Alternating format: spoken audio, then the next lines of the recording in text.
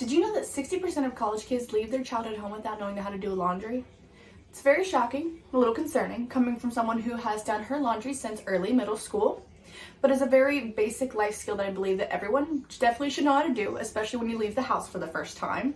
It goes for a very general audience. You're going to need to know how to do laundry for the rest of your life. And laundry never goes away unless you plan on buying a new wardrobe every week like Kim K.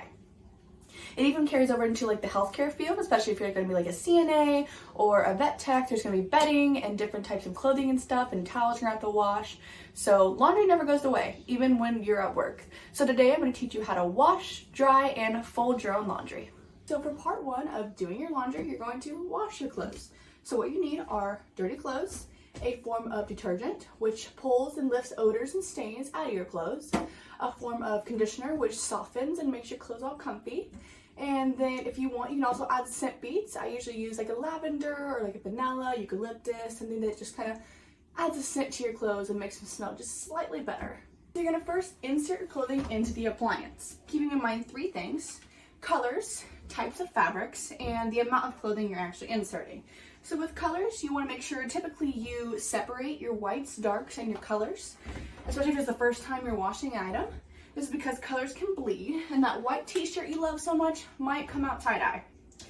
As far as fabrics go, some fabrics require special care, such as silk or velvet. You don't really want to wash those with cotton because they require two different types of care. Cotton is a very easy going fabric to wash, whereas silk and velvet might become stained from the types of chemicals you're using. And then finally, the amount you're using. If you put too many clothes in there, your clothes will become undersaturated and the water and the soap won't reach everything, and everything will come out half dirty, half clean, half wet, half dry, and it's a whole mess. On the other hand, if you add too little clothes, they will become oversaturated and very, very hard to dry. When it goes through a spin cycle, it won't necessarily spin out all the water, and then when you put it into your dryer, they're going to be sopping wet. And that's not good either. Alrighty, your next step is to actually insert your cleaning substances. So you can either use a pod or a liquid. I prefer the pods. They're much easier and sometimes much cheaper. It is a little plastic device that holds pre-measured detergent and conditioner. So you just take one, toss it in there. You typically only need one. Otherwise, you can use liquid. So if you open up your washer, there are containers for both the detergent and the softener, and there is a line for normal wash.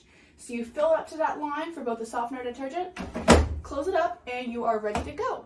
Keep in mind that if you do have sensitive skin, you may need to keep eyes on what you're using as far as a detergent and liquids and what substances are there and what can react to your skin. With your clothes and your cleaning substances in your appliance, you're going to close the door, turn it on, and switch it to either your normal setting or a speed wash setting if you're in a hurry. I typically use the normal setting. And then you want to switch your temperature to cold or warm cold, something definitely on the cold side, because I know that hot water can not only make your clothes bleed or shrink the fabric, but it can also set stains. So if for some reason the detergent didn't do its full job and get a stain out, the hot water can set a stain and make it 10 times harder to get out the next time. After that, you just want to turn it on. The load is going to sense how much clothes are actually in there to kind of determine water level.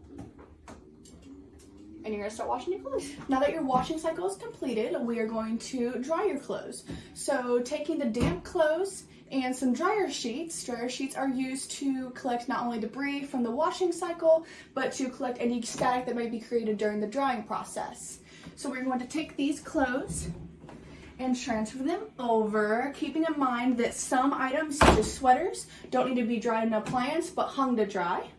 Add your dryer sheets in. Close the dryer, turn it on, switch it to the normal intensity. If you need to use the speed dry, because like I said, if you're in a hurry, you can also use the speed dry. I typically use the normal intensity. It usually runs for about 60 minutes. Otherwise, if your clothes aren't dry after 60 minutes, do 15 to 20 minute increments and then start. After your drying cycle is completed, then you're going to take your clothes, put them in a nice little laundry bin, and find an area to fold. And now you're ready to fold. All you need are those dry clothes you just pulled from the dryer, and if you'd like, hangers are always nice to have on standby. Otherwise, I usually like to put on a Netflix show or some music to kind of entertain me while I'm folding. But today's demonstration was to show you how to wash, dry, and fold your own laundry. Keeping in mind you should always separate your colors, you should pay attention to which fabrics need more care than the others, and your water temperature. Otherwise, this is a very beautiful Sunday, and it looks like a great day to be productive and do some laundry.